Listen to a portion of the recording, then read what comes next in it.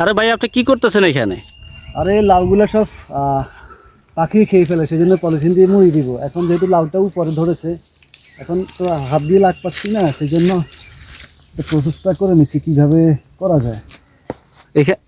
মানে এটা পলিথিনটা দেওয়ার কারণটা কি? পলিথিনটা দিলে আর পাখি লাউটা খেতে পারবে না। ও পাখির ভয়ে লাউর মধ্যে পলিথিন দিচ্ছেন? হ্যাঁ। আচ্ছা আচ্ছা, তাহলে তো ভালো আইডিয়া। আরে দুনিয়াতে সব কিছুতেই কষ্ট করতে হবে ভাই। দূর থেকে সবাই দেখে শুধু কামায় আর কামায়, কিন্তু কাছে গেলে বোঝা যায় কীরকম কামায়। তা সত্য, কোনো কিছু কৃষকটা হইলে তো আরও অভাগা বেশি। হ্যাঁ, বেশি ফলন হইলেও দাম পায় না, কম হইলেও লস।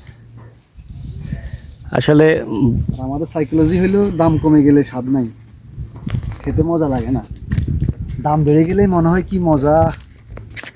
আমাদের দেশে যে কোনো পণ্যের দাম বেড়ে গেলে কিন্তু চাহিদা অনেক হয়ে যায়। এই জিনিসটা গরিবে খায়, সেটার মজা নাই। আমাদের দেশের যে অবস্থা হইলো, যে জিনিসটা গরিবে খাইতে পারে, মানে সস্তায় পায়, ওইটা গরিবে খায়, তো এই জন্য আর দাম থাকে না, মজা লাগে না। বড়লোকেরা যেটাই খায় ওইটাই মজা। এটা এখন লাউ লাউ গরুও খাইতে চায় না এখন।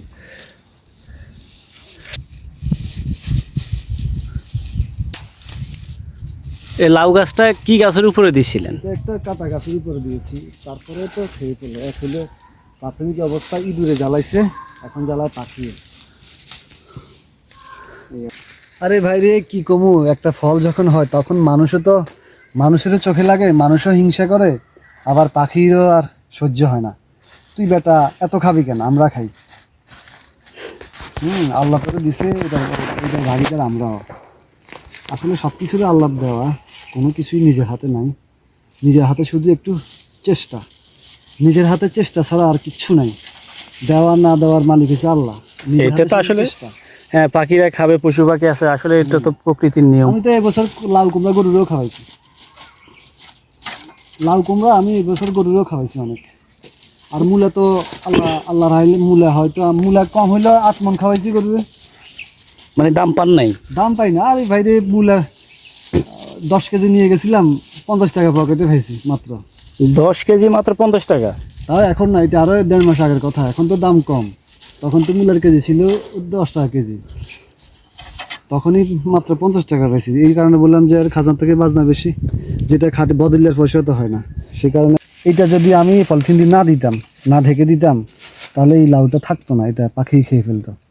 আর ওই যে মাথাটা দেখা যাচ্ছে আরো 5-6টা আছে। তো আপনারা তো গাইজ দূর থেকে দেখুন, আপনারা তো গাইজ দূর থেকে দেখতেছেন, অনেক অনেক ফল ধরেছে, কিন্তু কিভাবে ধরেছে সেটা তো আপনারা জানেন না। আসলে সবকিছু মধ্যে পরিশ্রম আছে, পরিশ্রম ছাড়া তো কোনো কিছু সফল হওয়া যায় না।